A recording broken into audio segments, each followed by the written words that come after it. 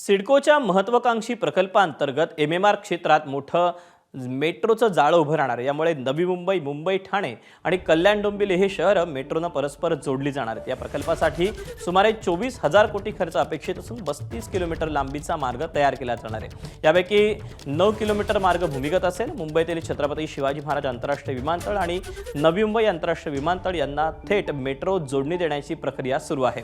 तसंच पनवेल उरण आणि तिसरी मुंबई या भागांना जोडणाऱ्या स्वतंत्र मेट्रो लाईनसाठी सुमारे 6,000 कोटी खर्च अपेक्षित आहे। या प्रकल्पामुळे ठाणे, कल्याण डोंबिवली इथल्या प्रवाशांना मेट्रोनं थेट नवी मुंबई आंतरराष्ट्रीय विमानतळापर्यंत प्रवास करता येईल। यासाठी पुढील 3 ते 4 महिन्यात या प्रकल्पासाठी टेंडर प्रक्रिया सुरू होण्याची शक्यता आहे।